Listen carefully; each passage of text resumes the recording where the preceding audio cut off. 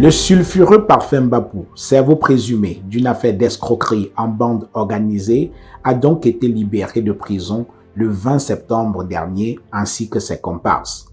L'enquête préliminaire menée par la gendarmerie avait permis d'avoir quelques détails croustillants de cette affaire hors norme.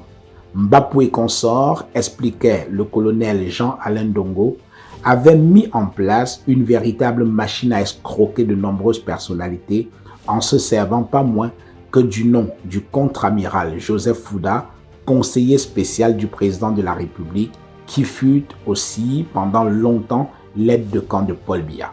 Fausse note d'information à l'attention du chef de l'État ou encore du plaignant, relevant certains faits de certains responsables de la République, hommes politiques et même du secteur privé, sur d'éventuels détournements. C'est un mode opératoire bien ficelé par ces individus qui consistait à partir de leurs informateurs dans certaines structures qui leur permettaient d'avoir des renseignements sur ces autorités, montaient cette note d'information et commençaient à faire chanter ces autorités. Bilan des opérations, plusieurs centaines de millions extorqués avec un mode opératoire digne de la mafia. Ils utilisaient un complice, un appât, qui allait vers la victime, lui présenter la note. La victime, si elle est faible, directement là, elle payait. Ceux qui étaient un peu résistants, ils continuaient leur sale besogne en utilisant leurs complices, notamment Maurice Berthaud et Patrice Mouma, qui eux étaient le relais sur la plateforme numérique. Malgré la gravité des faits, le tribunal militaire, sans aucune autre forme de procès, a décidé de libérer tous les mis en cause. Circuler, il n'y a rien à voir. L'affaire paraît tellement invraisemblable que personne n'y aurait accordé le moindre crédit si elle n'avait pas été racontée face caméra par le colonel en charge de l'enquête et si des conversations téléphoniques n'avaient pas fuité. De quoi l'affaire Parfum Bapou contre amiral Joseph Fouda est-elle le nom? D'une société malade, gangrénée par la corruption, le vol, les passe-droits, le chantage, les détournements de fonds publics, les raccourcis, la brutalité et le vice. À peu près toute notre élite semble souillée et il n'y en a pas un pour sauver les autres. Sinon, par quelle alchimie un Gus, notoirement connu pour être un escroc doublé d'un maître chanteur, a-t-il pu devenir un intime de pratiquement toute la hiérarchie sécuritaire du Cameroun et de très hautes personnalités de la République, en commençant par le saint des saints, la présidence de la République?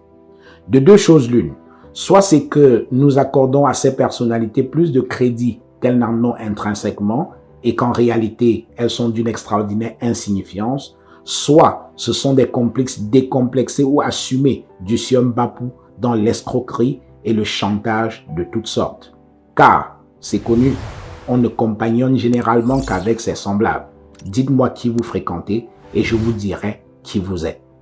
Mais en réalité, à défaut d'être une victime, Bapou est au moins un simple pion, un homme lige, un apache, un peu comme ces nombreux riens aux mains de hautes personnalités corrompues qui les utilisent pour toutes sortes de basses besognes.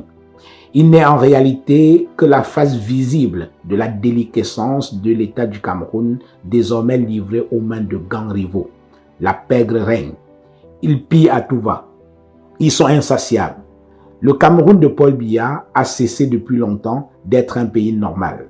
Dans un pays normal, toute personne qui veut un agrément pour l'importation de n'importe quelle marchandise s'adresse à l'administration concernée et suit la procédure, sans qu'il y ait besoin du piston intéressé de quelque conseiller spécial, fût-il du président de la République.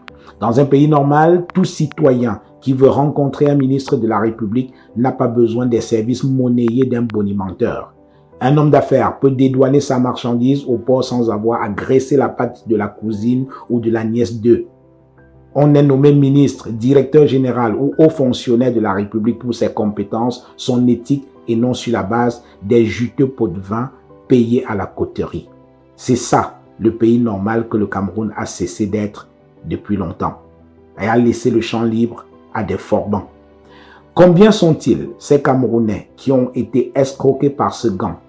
Combien sont-ils qui ont craché au bassinet après avoir subit un odieux chantage sur la foi de fausses accusations de financement du terrorisme ou de toute autre incrimination kafkaïenne. On ne le saura peut-être jamais. L'institution judiciaire, dans cette affaire, semble avoir capitulé. Et pour cause. Ceux qui ont rencontré Parfait Bapou depuis sa sortie de prison décrivent un homme d'une sérénité troublante malgré la gravité des faits qui l'accablent.